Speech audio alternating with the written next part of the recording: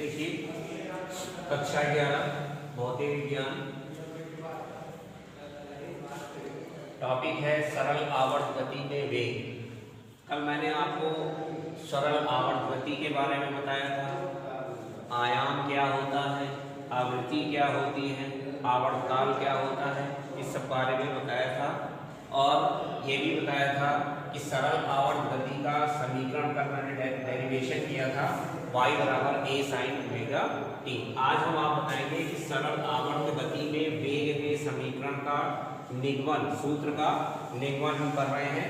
Formula हमारे पास आता है u बराबर omega under root a square minus y square. देखिए जब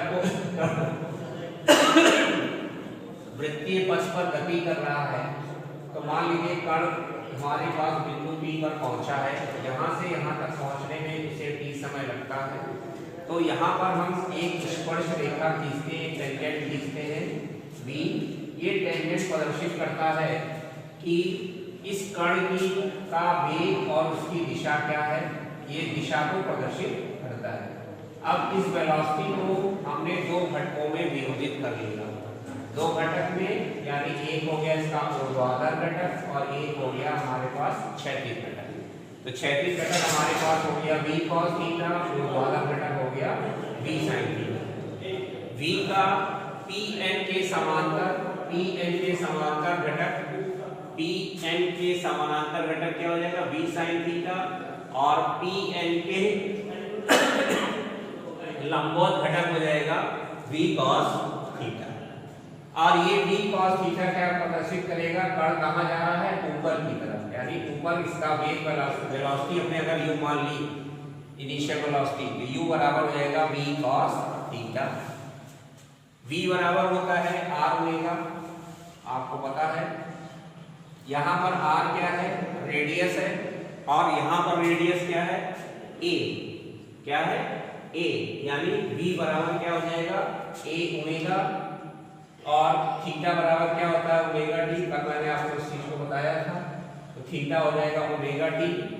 तो इस फार्मूले में u बराबर v cos थीटा हमारे पास आ गया, क्योंकि कण कहाँ जा रहा है, ऊपर की तरफ। मान लीजिए इसकी इनिशियल वेलोसिटी क्या है, u, और ये जो v cos थीटा है ये किसको प्रदर्शित करेगा, u को प्रदर्शित करेगा। तो u बराबर हो जाएगा v cos थीटा, v का मान हम रख देंगे a omega cos omega t। क्या रख देंगे, a ओमेगा, और थीटा की वैल्यू हम कितनी रख देंगे, ओमेगा t। तो यहाँ हमने थीटा की वैल्यू रख दी ओमेगा t। अब देखिए इस cos को हम चेंज कर लेंगे किसमें, साइन। हम जानते हैं ट्रिग्नोमेट्री के फार्मूले से, sine square theta plus cos square theta is equal to 1।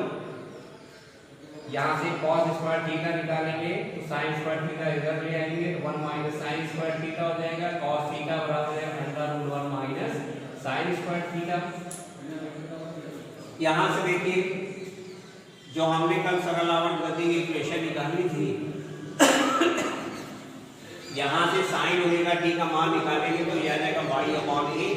तो साइन ओमेगा टी की जगह हम क्या रख देंगे, y अपॉन a, और ये y अपॉन a जो हम रख देंगे, अब साइन ओमेगा टी की वैल्यू हम कितनी रख देंगे यहाँ पर, y अपॉन a, तो जाएगा y square upon a square. तो यहाँ आ जाएगा y square upon a square. अब इसको हमको एलसीएम लेके हल कर देंगे। एलसीएम लेके हल करेंगे तो हमारे पास u बराबर आ गया, देखिए a omega under root 1 minus y square upon a square. यहाँ से हम एलसीएम लेके सॉल्व करेंगे तो a square minus y square upon a square. ये a स्क्वायर को अगर हम अंडर रूट के बाहर लाएंगे तो a बाहर आ जाएगा, ये हो जाएगा under root a square minus y square. a और a कैंसिल हो जाएगा, तो u बराबर हमारे पास बन जाएगा omega under root a square minus y square. तो यही हमारे पास सरल आवर्त गति में वेग आ जाएगा। ठीक है, तो आयाम देखिए, आयाम जो ये वर्ड है आयाम, आयाम का मतलब कोई चीज अपनी मध्य स्थिति से एक और जितना अधिकतम विस्थापित होती है, इसको हम आयाम कहते हैं। ठीक है, और कोई भी कण एक चक्कर लगाने में जितना समय लगता है इसको आवर्तकाल लगा कहते हैं। और 1 सेकंड में जितने चक्कर लगाता है उसको हम आवृत्ति कहते हैं। एक बार मैं फिर से इसको बता दे रहा हूँ, सरल आवर्त गति में वेग। तो सरल आवर्त गति का इक्वेशन हमारे पास होता है y बराबर a sin ओमेगा t। अब मान लीजिए कोई कण बिंदु P पर है और ये भी वेग से जा रहा है, इसका क्षैतिज घटक v cos थीटा हो जाएगा, ऊर्ध्वाधर घटक v sin थीटा हो जाएगा, यानी Pn के समानांतर जो घटक हो जाएगा वो v sin थीटा हो जाएगा और इस Pn लंबवत घटक v cos थीटा हो जाएगा।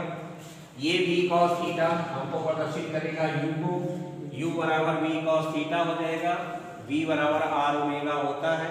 यहाँ r की जगह हम a ले लेंगे क्योंकि यहाँ हमने आयाम माना है। अधिकतम विस्थापन अपने मध्य बिंदु से एक तरफ अधिकतम विस्थापन, तो a ओमेगा हो गया, थीटा बराबर ओमेगा t होता है, u बराबर हो जाएगा a omega cos omega t। आप sine square theta plus cos square theta equal to 1, यहाँ से कॉस स्क्वायर थीटा हो जाएगा 1 minus sine square theta, cos theta आ जाएगा √1 माइनस साइन स्क्वायर थीटा। तो यहाँ cos थीटा, यहाँ साइन ओमेगा, देखिए यहाँ साइन ओमेगा t की वैल्यू यहाँ से निकालेंगे तो y अपॉन a आ जाएगा। तो हम यहाँ साइन की वैल्यू रख देते हैं y अपॉन a, तो यहाँ हमने रख दिया 1 minus sine square omega t। Sign omega t की वैल्यू हम यहाँ से y अपॉन a लिख सकते हैं, ये आ जाएगा। और इसको हम एलसीएम लेके जब सॉल्व करेंगे तो a square minus y square upon a square हो जाएगा, ये अंडर रूट के बाद है कैंसिल हो जाएगा। ये हमारे पास वेग का इक्वेशन आ जाएगा।